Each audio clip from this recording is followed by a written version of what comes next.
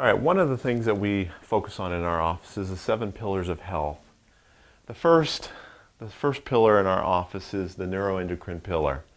And this is where over our life, our endocrine system, which our pituitary, our thyroid, our adrenals, and our male or female endocrine system can become worn out.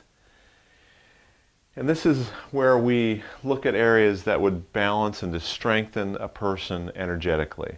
For it's the hormones that really sustain us throughout our life.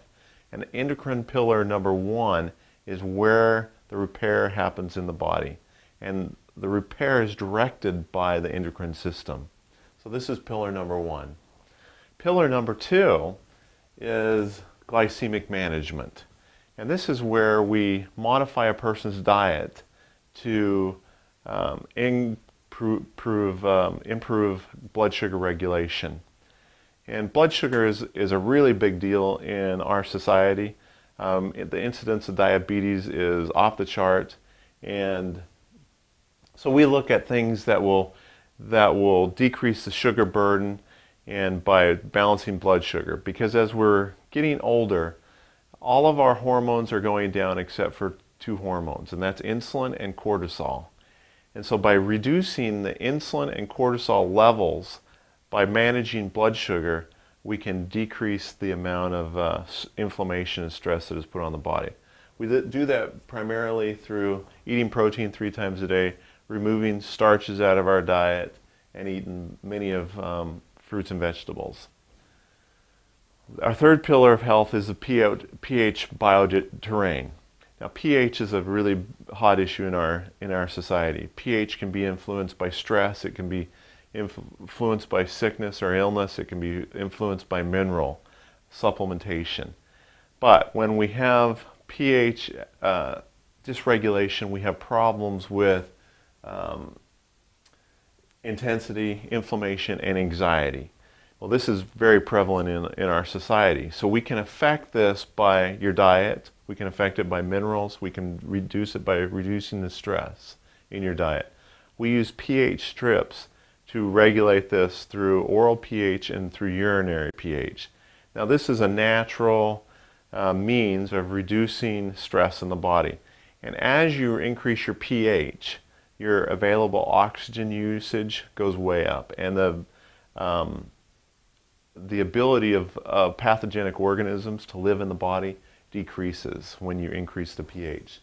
Now, our next pillar is pillar number 4, and this is the inflammatory pillar. Now, the inflammatory pillar is very important because inflammation causes our bodies to age prematurely. And we look at what causes inflammation. And this is where we address certain nutritional supplements that can reduce inflammation. We also look at food allergy elimination.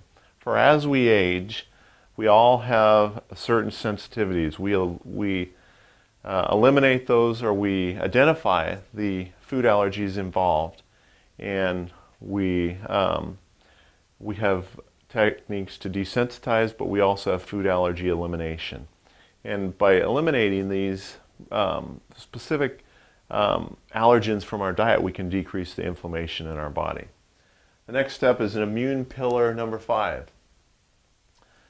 Hidden and cavitated infections, bacteria, viruses, parasites, and fungus are living in all of us in low levels.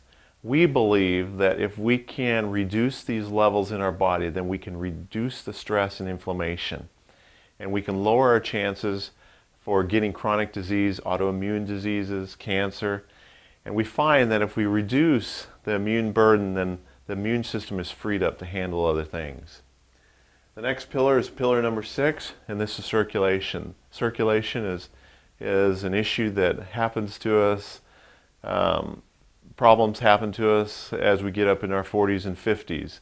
Sometimes we have it before. But this is through optimizing the heart, strengthening the heart tissue, cleaning out the blood vessels, and increasing the venous flow, increasing the arterial flow in our body.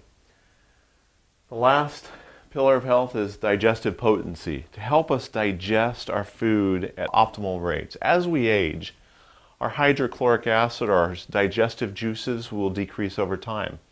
And by the time we hit the age of 60 or 70, we have 15% of the digestive potency that we had when we were 20. And so we have ways to optimize that so that we digest our protein and our minerals. Because if we stop digesting those things, then our body starts becoming weak, and there's many consequences of becoming mineral deficient. So we have our work cut out for us as far as digestive potency. As far as cleaning up the digestive tract, many times when we have pathogenic organisms, parasites, bacteria, viruses, and fungus, they have done damage to the digestive system, so we need to repair the damage. We need to put in good soil, which is called a prebiotic, so that we can put the good digestive probiotics, your acidophilus, your bifidus, and your many different organisms that should live there, and then to remove the pathogenic organisms that are there so that the digestive system can function properly and digest the way it should be. So those are the 7 pillars of health and healing. We deal with those in our office, whether you have pain, whether you have autoimmune disease, whether you have a serious illness. By approaching health from these foundational steps will help anybody to get well.